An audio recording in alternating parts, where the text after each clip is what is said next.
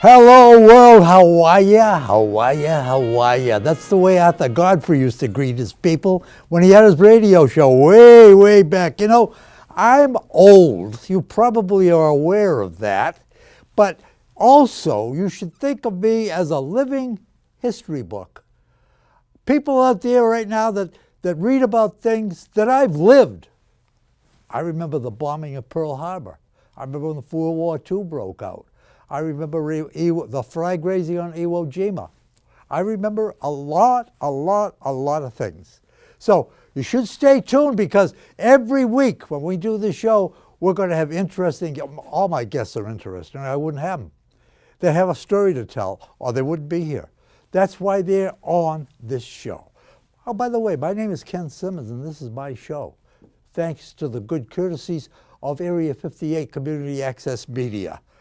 I have standing in back of the camera right now, Rich Goulat, the executive director of Area 58. And he's a hard-working guy. I don't know how he does it, how he does all he does. But I thank him before I start the show because after the show, I'm so excited and pumped, I forget that the guy that did it all was Rich Goulat and another guy by the name of Chris Gardner. These are the guys operating the cameras today. I've got a very interesting guest coming on, but before that, I want to tell you a couple of things about what happened to me or what I know about, and I think you're going to enjoy. My favorite author, I love to read. When I got to the first grade, my father taught me how to read before I got to the first grade. I mean, it was things like see Dick run, see Jane run, but I could read. The teacher was amazed. And then my father gave me a book. It was a kind of an adult book. I don't know why he gave it to me, but I struggled through it. The name of the book was Black Beauty. It's about a horse. If you've never read it, it's a very thin book. It don't take long. It's a great story about a great horse. Black Beauty. So when I got into the first grade, I could pretty much read. So having said that, my favorite author, I have a lot of favorite authors, but my favorite is Samuel Langhorne Clemens. His name, you probably recognize, was AKA Mark Twain. He was a great writer. He was everything I wanted in a man. He smoked. He smoked cigars. He smoked a pipe. And when they invented cigarettes, he smoked cigarettes. So he said, Mr. Twain, is there any time when you're not smoking? He said, when I'm sleeping. I very, very seldom smoke when I'm sleeping. He was a humorist. He drank. He wasn't a drunk. He drank. He enjoyed life to the fullest. He was a great guy. He wrote a lot of books. Adventures of Tom Sawyer, Adventures of Huckleberry Finn, Prince and the Pauper, Connecticut Yankee and King Arthur's Court, Celebrated Jumping Frog of Calaveras County. That was his first short story, I believe. Don't quote me on that, but I think it was his first short story. But the one I like is Huckleberry Finn. And you know, when you think about Huckleberry Finn, it's really a novel about race relations, about poverty, about the upper class, about alcoholics. But mainly, for me, it's that cruise down the Mississippi River. By the way, did you know the Mississippi River starts way up in Minnesota as a trickle and comes down to that raging, magnificent river that it is now into Louisiana? And the biggest accomplishment of Mark Twain's life, in his opinion, and he said so many times, was he had a riverboat pilot's license. He could navigate the Mississippi with his eyes closed. And he was very, very proud of that achievement. And in those days, that was quite an achievement. One quick story, you probably heard it, about Mark Twain. Time went on, he got older, married, children. Wife's name was Livy. Olivia really called her Livy. And she called him Youth because he never grew up, in her opinion. That was his nickname, Youth, Y-O-U-T-H. So he got older and he went broke. He was very careless with his money. So somebody arranged a tour for him because he was a humorist. He went on stage all over Europe. He was older. He was not a well man, but he did it because he needed the money. And while he was over there, the newspaper here in this country would give accounts of his progress. And one of the newspapers reported that he was sick, and the next day they reported his death. And when he came back, when he took the boat back from Europe, if he was all through over there, the press met him in New York at the dock. And one of the questions was, Mr. Twain, what did you think of the reports of your death? And he said, I think it was greatly exaggerated. How about that? I think that's a great, great line. All right, enough of me. You've seen enough of me. I've got a guest who's, I'm not going to tell you his name, but he's a very interesting guy. You're going to want to hear what he has to say. He's an important man in town. He's an important man in everybody's life. So with that, I'm going to leave you for a few minutes, but don't go away. Pour yourself your favorite drink, take off your shoes, and gotta listen to my guest. Okay.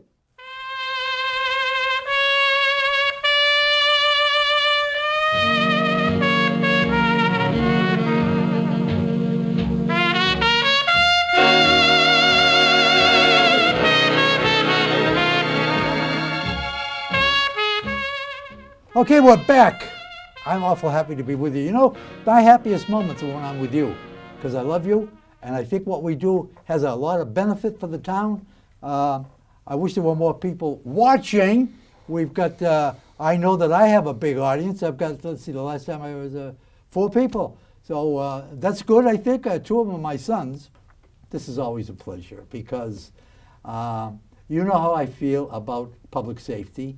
These guys who put on a uniform, fire department, police department, ambulance drivers, they protect our homes, our children, in some cases our pets, and they put on a uniform, they expose themselves to all kinds of brutality, verbally, emotionally, and even beyond that. I think that we ought to show them the respect they deserve. And again, as I said, if you get a ticket for speeding, gee, don't give the guy a bad time because you're such a macho guy. You don't like to be reprimanded by maybe a guy younger than you or get caught doing something you shouldn't be doing. I feel the same way you do. But remember what these guys do for us. All right.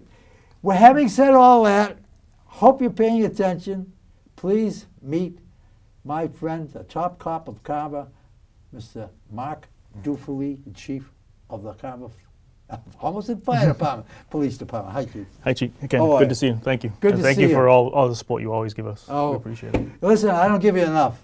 I don't give you enough support. You certainly are a big supporter. I got to ask you a question. Sure. The first few minutes here are going to be kind of just you and me talking. I was to a police station the other day. I'm not going to say where. It's not in this vicinity. And I don't want to embarrass anybody, especially police. I had to climb up about 6 stairs, and there was a locked door there. It said police. And it said, please use the phone to your right. There was a phone in a waterproof box. I used the phone, and I got a lady. And I said, I'd like to speak to the chief, please. He's on vacation. But if it's important, I can text him. I said, no, you don't disturb his vacation, but I would like to see the inside of the police station. Is that possible? And she said, well, who are you and what do you want? Well, I told her that we don't need to discuss that here. And having heard that, she opened the door, and I said, I'm just a little, suppose I was wounded, or I had somebody that was wounded, or somebody that was sick, or we had to climb these stairs, number one. Number two, I couldn't get in right away. And she said, well, there's a safety element involved with us too. And I said, safety element with police? She said, yes. I understood what she meant, and so do you. Mm-hmm. So we're not going to discuss that here. But that's the first time I've run up against that. If I want to see you, I go into the place marked where people can go in, and we talk to the dispatcher, and he gets a hold of you, and you come out. And oftentimes I think it's a mistake of coming out that way, but it at least seems to work all right. So, having said that, how are you? How you been? I'm very well. Good. I'm very well. But you bring up a good point. If you've got a couple minutes to talk about that. Yes. As cost-saving measures go into play, as far as the state goes, the state 911 system. many departments have started to regionalize their dispatching. So if you notice in our police station, when you come into the lobby, there's a dispatcher that's sitting on the other side of the Yep. desk, and that's who answers the phone calls, answers the 911 calls, dispatches the police and fire and EMS, and carries out all of those functions. So there's a move statewide and within the State Department of 911 to consolidate those dispatch functions into central locations. Currently, right now, there's one in Duxbury, the Duxbury Fire Department. It's working pretty well, but there are consolidating towns into that. Rochester's going there, Plimpton is there, Halifax has gone there, Plymouth is even considering going there. So they put. Forgive my stupidity just for a minute, but all those places you just named go through Duxbury now? Right. So they have they're manning a dispatch room much bigger than our room, with 911 phones and then radios and computers, so they can put a bunch of people in that room and answer the phones. You know what they're saying is more efficiently and at less cost to the local towns. What happens when you do that is you end up losing local dispatchers. We don't have, the town wouldn't have dispatchers anymore. They'd have a regional system where the people are located off-site. And that sounds great on its face. Wow, we're going to save money. We're going to put all the equipment in one room, and there's going to be a big cost-saving measure. And there may be initially.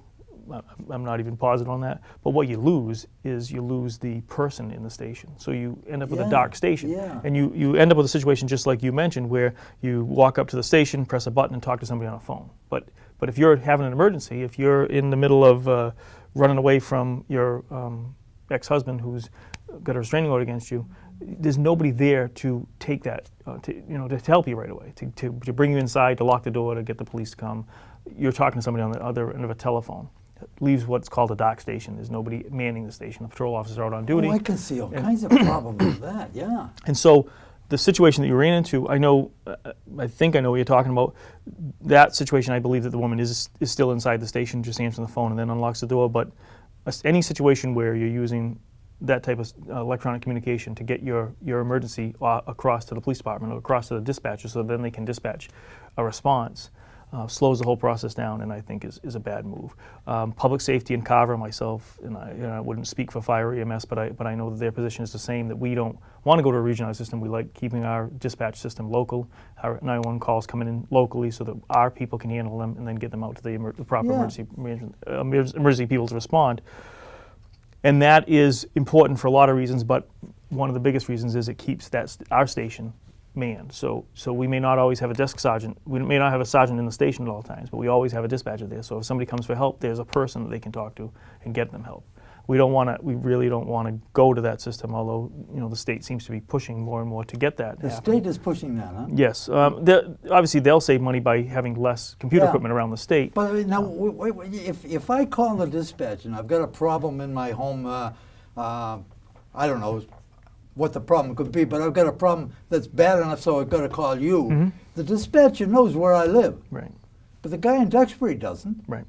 Is that what is that? Yes. Yeah. You can. The job can be done anywhere. We've outsourced computer help to India. You know what I mean? So you could do that. You could make that happen. But I think you lose something in that process. Yeah. And we're not, as a community, I don't think Carver's ready to lose that local influence, that local response. Yeah, because I would hate to see when that. you call a dispatcher and you get Mike Shaw, who lives in Carver, who knows where Shirtlift Park is and knows where Sampson's Ponds is, you're getting a better quality response than when you get somebody in Duxbury who may not know where that is. Absolutely. Right? Absolutely. So we're not looking for that idea, and I'm definitely not ever supportive of having a dark police station, because we're the one public safety agency there's full 24 hours a day staffed. Somebody's there, and that's where people are going to go to need. I mean, EMS is there too, unless they're on call. But I'm saying we have a dispatcher that's in there all the time. Yeah. That's a place. 24 hours a day. 24/7. There's a point for people to go to get help, whether it's police, fire, or EMS. That's what I want. Right. That's and, what I want. And we're gonna continue to maintain that system. I got to stop you just a minute, Chief. We're going to take a little break here,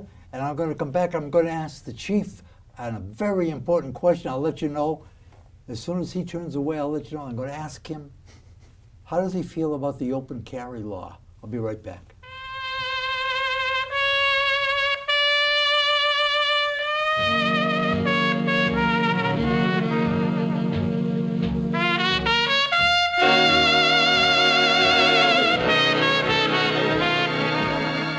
Okay, back. Here we are. Again, Chief Marc Duphily, the Chief of the Carver Police Department. a great guy and community-minded as any chief could ever get. I will guarantee you that. Chief, what do you think about the open carry law now? So when you mention the words open carry, that's a term that's synonymous with the whole country. Massachusetts has issues what's called a license to carry a firearm. It's not a concealed carry permit. Other states issue a concealed carry permit. Oh, wait a minute. Massachusetts is not a concealed carry? Well, no. As we move on, so in Massachusetts, you're issued a license to carry a firearm. That means you can carry the firearm concealed or open, either way. It doesn't restrict you. It doesn't mean you have to carry it in either form. You don't have to have a badge to carry it open? Nope. In Massachusetts, as long as you have a license to carry, you could carry it open. Now, that said, and understanding that I am a strong proponent of the Second Amendment, there are some people that makes nervous. Even sometimes with us, police officers go into a restaurant, a detective goes into a restaurant plain clothes with a badge and a gun. Sometimes that can make people nervous because it just does. And I'm not here to comment on whether that's right, wrong, or indifferent. It just happens. So when we issue a license to carry, it's a license to carry a firearm. It doesn't say you have to conceal it. It doesn't say you can't conceal it. So my recommendation is you do conceal it, because the only time you want to expose it is if you need it to protect yourself, right? That's the person who should see it. Right. Other than that, if you carry it open, likely somebody's going to call us and say, hey, there's a guy here with a gun. That's not a crime. That just carrying a firearm is not a crime, As long as you have a permit. unless you're carrying a firearm illegally. So a police officer might have to respond. Well, we'd have to respond if somebody calls and says, hey, there's a guy sitting in the Chinese restaurant and he has a gun. We send officers down there. They're going to interact with the person who has the license to carry. They're going to demand to see their license to carry, and if they have a license to carry, then that ends it. If they don't, then obviously they've committed a crime. So the issue is not whether I'm opposed to it or for it.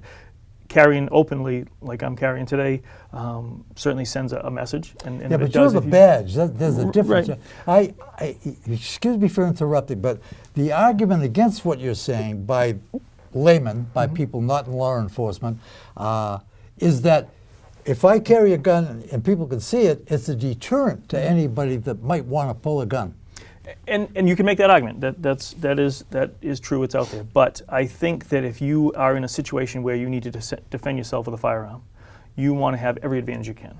And surprise is a big advantage. So Yes, if it is. nobody knows you have the firearm, then you get to dictate how you might. If you're sitting in the bank and the bank gets robbed, and you have if I'm sitting there in uniform, obviously they see that I'm a police officer. If I'm just standing there and I have a firearm that's displayed, I'm going to become the target of the bad guy instead of allowing me to more tactfully respond to that situation. Because just because you have a gun and somebody robs a bank doesn't mean you're going to get a shootout in the bank. That's right. That wouldn't make any sense. However, that might happen that way. So I look at it this way: it's not illegal in any way to do that, but I think you're taking away your own advantage to having it concealed, because if you have it concealed and they don't know about it, you get to dictate how you respond. That's a very good Whereas point. the person will be dictating how it responds if they come in and see you with a firearm, because they're going to focus on you now. You're the problem. That's a You know, very they good have point. to deal with. Yeah. So I think that there are very many practical reasons why you would want to keep it concealed rather than carry it open. But our law in Massachusetts does not prevent you from carrying it open. Has that law always been that way? Yep, we have what's issued to carry a firearm in Massachusetts is a license to carry a firearm, not a concealed carry permit like other states do. So other states Never require knew you that. to have a concealed carry permit to carry concealed, and there are a lot of different reasons behind why they might think that's a good idea. Like, we should know if you're concealing a firearm. Well, nobody knows, because your carry concealed permit is in your wallet and your gun's concealed, so nobody's going to know anyway. Yep. I don't see really the logic to that. So Massachusetts, in Massachusetts, it wouldn't be illegal to carry it where it's exposed. Never knew However, that. it is going to cause some people to call the police. And just because I'm comfortable with carrying a firearm and you're comfortable sitting next to me wearing a firearm doesn't mean that somebody sitting at the other table has to be comfortable That's with that right. either. Absolutely. We have to. Absolutely. We balance everybody's rights. Absolutely. And it is not against the law, and it is your right to carry it and have it displayed.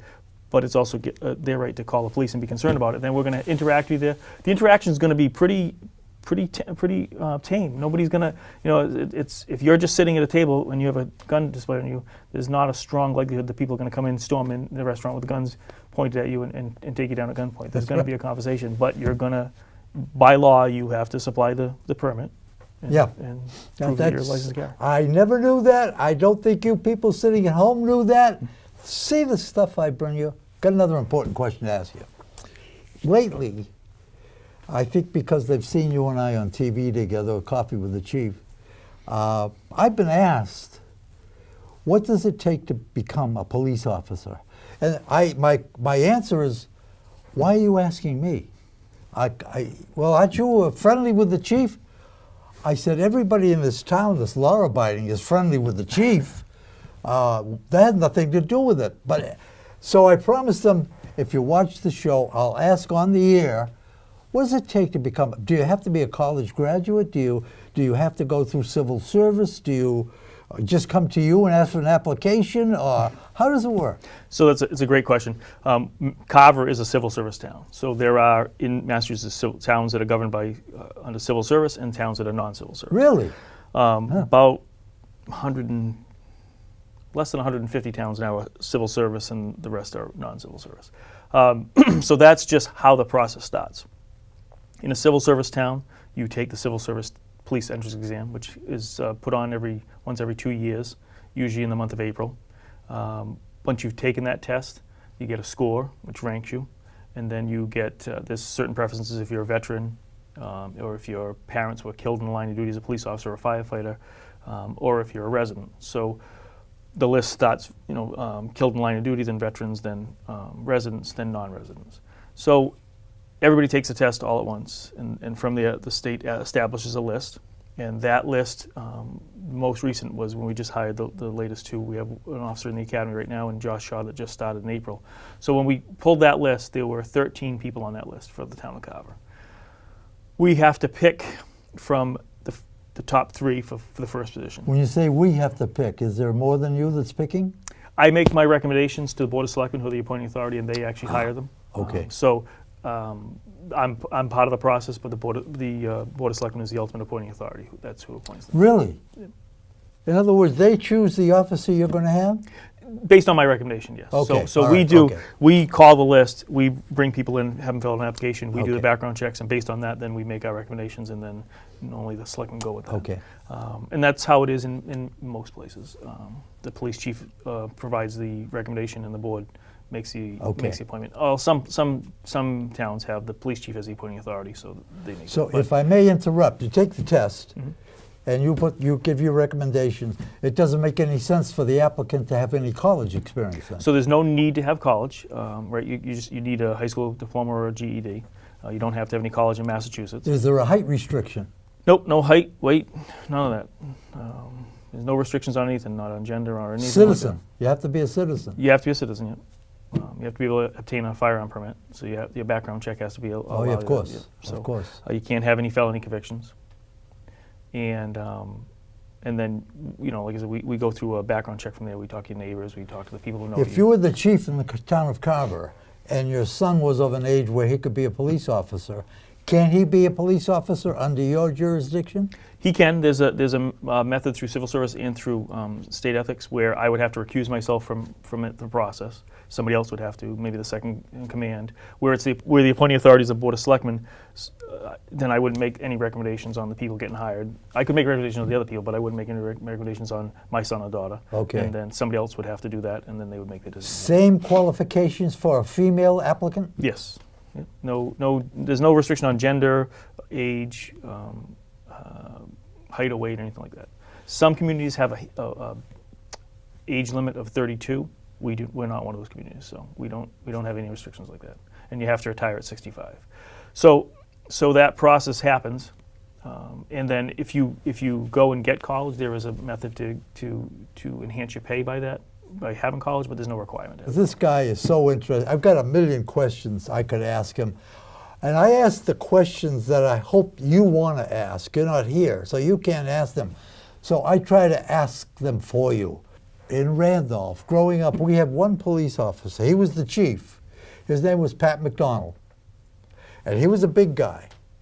And he had a problem with his nose. It was a bulbous nose because he had a serious disease there. But people made fun of that. And he just laughed it off. And this guy was 6'6", with shoulders that would stretch across the studio.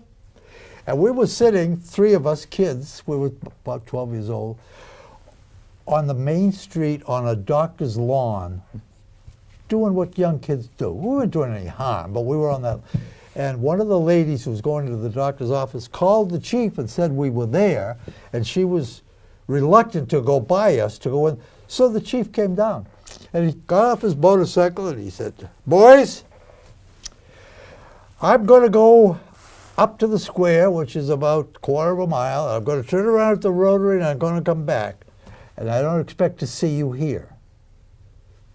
And so we were in awe, because in those days you respected authority. And he got on his bike, and he went up. We decided not to go. We said, "We're not going." "Sure, he's not going to do anything to us." And he came back, got off his bike, and we're still there, quaking now. We're quaking. And he pointed to me because he was a friend of my father's. He said, "Simmons, stand up." Oh, I stood up. And he said, "Turn around." And he gave me a kick in the rear I can still feel. I said, "I want you to go home and tell your father what I did." Now, anybody else want to stand up? And by this time, they're gone. They're out of there. And that's the kind of chief of police he was. But he was a friend, too. Mm-hmm. He was a great, great guy. But in those days, you respected teachers, you respected women, you respected the police, the fire department. Is that a thing of the past? I wouldn't. I don't think it is. I think that a good majority of the people out there do still respect all of the I'm people glad to you hear you met. say that. But I think that that some of the news media outlets that are out there will only bring up the bad. They don't talk about the good as much as they probably should. Absolutely. And I think that maybe if we were going to do something to correct that, it should be equal time. If you're going to bring up something bad, you should have a good story to go with it too. Absolutely. Because the world is not just as bad as it's portrayed on a TV screen in the morning. No, it isn't. And I think it's a lot better than it really is. A lot of good people around. There are. And most of them are wearing uniforms. I'm going to wind this up now, and I hope you get a good feeling about what your chief is all about. You know, I say not reluctantly, when we're at a coffee or at a bar and the police comes up or the fire comes up, how many times I've heard, we are so lucky to live in a town like this where we've got Craig Weston, the fire chief, and Marc Duphily, the police chief, who really, really are committed to the community, who are really not looking for bad things, but trying to right those that are bad. That's what we've got in this town. Please love them like I do. Chief Duphily, I can't thank you enough. Okay. Anytime I call you to ask you to come on to my show, you're always there. Thank you so much for that. And you people out there looking, thank you so much for viewing, because if it wasn't for you, there'd be no need for me. And I love what I'm doing, just like he does. He does more good than I do. Respect him. Love him. I'll be back. Goodbye, and God bless.